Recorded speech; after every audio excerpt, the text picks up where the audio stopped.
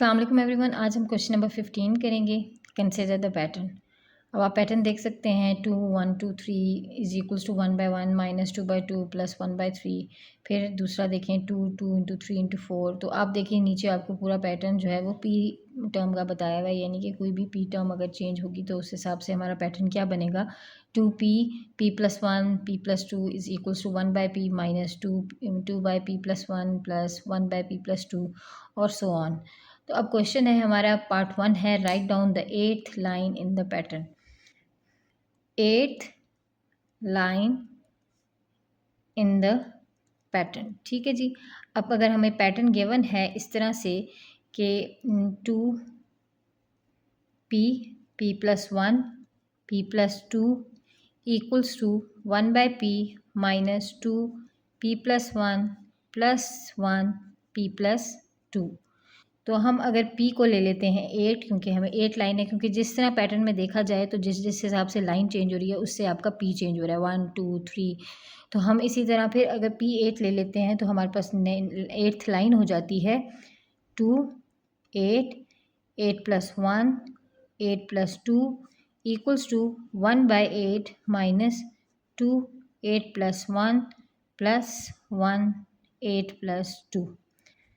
तो ये हमारे पास हो जाएगी 2 8 multiply by 9 multiply by 10 equals to 1/8 minus 2/9 plus 1/10। ये हो जाएगी हमारी 8th लाइन, ठीक है जी। अब जिस तरह से मैं बाकी लाइंस दे दी उसी पैटर्न में हमने 8th लाइन अपनी निकाल के बता दी है। अब पार्ट 2 देखें। पार्ट 2 में हमसे ये पूछा गया है कि use the above pattern to find the value of 1/10 minus 2/11 plus 1/12। तो हमने एक साइड पे 1/10 माइनस 2/11 प्लस 1/12 रखना है और दूसरी साइड पे हमने निकालना है। तो ये हमें गिवन क्या है, राइट हैंड साइड की वैल्यू गिवन है। जैसे कि हमारे पैटर्न में इस तरह की वैल्यूज़ गिवन है, साइड पे इसी तरह की हमें वैल्यू गिवन है, तो हमने इसकी लेफ्ट हैंड साइड निकालनी है। So this is the right hand side और हमने निकालनी है लेफ्ट हैंड साइड। तो फ्रॉम द पैटर्न जो हमें गिवन था उससे हमें ये पता चल रहा है कि p हमारे पास 10 है। तो अगर p हमारे पास 10 है तो हमारे पास जो लेफ्ट हैंड साइड है वो क्या बनेगी, 2 इंटू 10 मल्टीप्लाई बाय p+1 होता है तो 11 एंड p+2 होता है तो 12। तो दूसरी साइड पे यही चीज़ आ जाएगी जो हमने फाइंड करनी थी, हमने इसकी वैल्यू फाइंड करनी थी। तो इसको हम अपनी जगह पे ही रखते हैं और इसकी वैल्यू फाइंड करते हैं। तो ये हमारे पास बन जाता है 13 20 और ये हो गया 1/10 माइनस 2/11 प्लस 1/12, ठीक है। तो इसको हम कटिंग करते हैं 1 और ये 6 है 12 इंटू 12 6 है 12 एंड 60। तो हमारे पास 1/10 माइनस 2/11 प्लस 1/12 हमने इस साइड पे कर दिया और ये हमारे पास आंसर आ गया 1 इंटू 660। सो इसकी वैल्यू जो हमने फाइंड करनी थी वो ये आई है। This is your answer. Question number 16 का पार्ट ए देखते हैं। क्वेश्चन नंबर 16 का पार्ट ए है, write down the next 2 terms of the sequence. Part 1 है हमारे पास 3 5 7 एंड 9। अगर आप देखें तो इनमें कॉमन डिफरेंस क्या आ रहा है, +2 का, ठीक है। हमें कोई फॉर्मूला बनाने को नहीं कहा गया, हमें सिंपल इसके नेक्स्ट 2 टर्म्स फाइंड करने को कहे गए हैं। तो ये हमारे पास टर्म 1 थी, ये 2 3, ये 3 3 और ये 4 थी।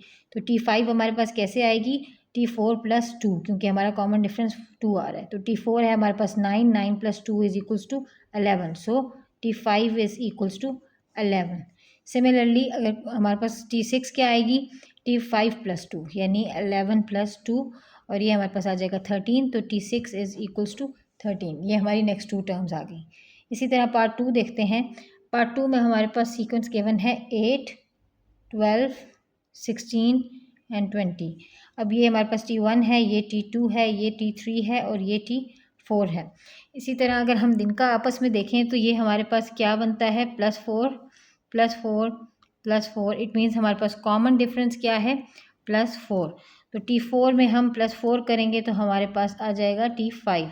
तो T4 है हमारे पास 20 20 plus 4 is equals to 24। So T5 is equals to 24। इसी तरह T6 है तो T6 में T5 में 4 ऐड करेंगे हम और T5 हमारे पास क्या था, 24 24 प्लस 4 तो हमारे पास T6 आ जाएगा 28। सो हमने ये भी नेक्स्ट 2 टर्म्स फाइंड कर ली। इसी तरह पार्ट 3 देखते हैं। पार्ट 3 है हमारे पास 4 12 24 एंड 40 एंड 60। अब आप देखें तो इसमें डिफरेंस है हमारे पास +8 का, इसमें देखें तो हमारे पास डिफरेंस है +12 का, इसमें देखें तो हमारे पास डिफरेंस है +16 का, और इसमें देखें तो हमारे पास डिफरेंस है +20 का। इट मीन सारे डिफरेंसेस चेंज हैं।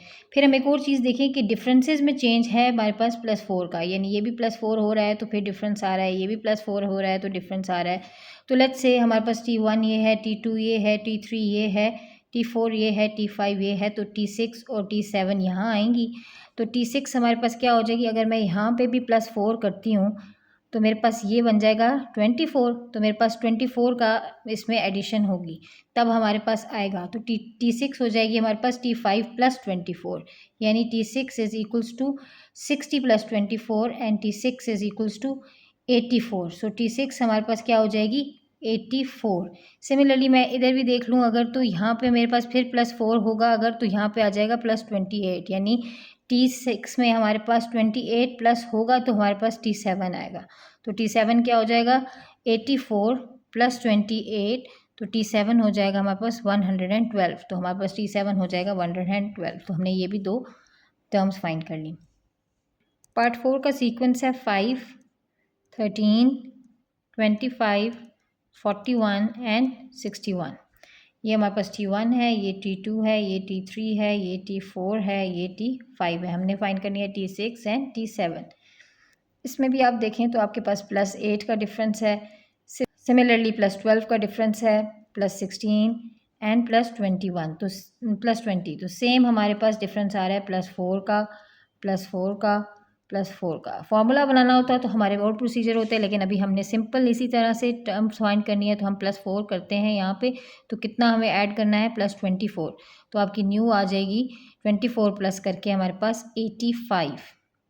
कैसे T6 हमारे पास हो जाएगा T5 + 24, और T5 था हमारे पास 61, 61 + 24 इज़ इक्वल्स टू 85। सिमिलरली अगर मेरे पास और +4 करें हम तो हमारे पास 28 बनता है, और 28 इसमें प्लस करें तो हमारे पास T7 हो जाता है T6 + 28, और ये हमारे पास हो जाएगा T6 + 28 यानी 85 + 28, तो ये हमारे पास हो जाएगा 113। सो T7 is 113 and T6 is 85। ये हमने नेक्स्ट टू टर्म्स फाइंड कर लिए हैं। क्वेश्चन नंबर 16 का पार्ट बी देखते हैं। हमारे पास सीक्वेंस गिवन है हमें 3² + 4² is equals to 5², 5² + 12² is equals to 13², 7² + 24² is equals to 25², 9² + 40² is equals to 41² and 11² + 60² is equals to 61²। अब ये सारे की सारी लाइन जो है ना एक दूसरे से डिसकनेक्टेड हैं। ये एक लाइन है, ये दूसरी लाइन है, ये तीसरी लाइन है। तो let this line be the first sequence, this line be the second sequence and this line be the third sequence. तो हम फर्स्ट सीक्वेंस को पहले सॉल्व करते हैं, क्योंकि हमने फॉर्मूले के बगैर नेक्स्ट टू लाइन्स निकालनी है। तो हम इस सीक्वेंस को लेते हैं विदाउट स्क्वेयर्स, बाद में हम स्क्वेयर्स ऐड कर लेंगे। 3 है, 5 है, 7 है, 9 है एंड 11 है, और अब हम दो आगे फाइंड करेंगे। इसका कॉमन डिफरेंस हमें पता चल रहा है कि +2 का डिफरेंस है। +2 है, फिर +2 है, फिर +2 है, तो अब आगे भी +2 करेंगे अगर हम तो 13 आ जाएगा, और आगे भी हम +2 करेंगे तो हमारे पास 15 आ जाएगा। So next two numbers will be 13 and 15 in this line. अब हम सेकेंड सीक्वेंस देख लेते हैं। सेकेंड सीक्वेंस है हमारे पास 4, 12, 24, 40 एंड 60। अब इधर देखें तो हमारे पास +8 का डिफरेंस आ रहा है, इधर देखें तो हमारे पास +12 का डिफरेंस आ रहा है, इधर +16 का, और इधर +20 का।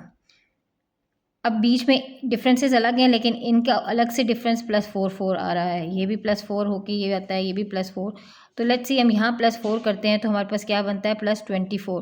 तो जब हम इसमें +24 करेंगे तो हमारे पास आ जाएगा 84, तो हमारी नेक्स्ट टर्म 84 होगी। सिमिलरली फिर से हम +4 करते हैं तो हमारे पास आ जाता है +28, और जब इसमें हम +28 करेंगे तो हमारे पास आ जाएगी 112। तो ये हमारी नेक्स्ट टू नंबर्स हो जाएंगे फॉर दिस सेकंड सीक्वेंस।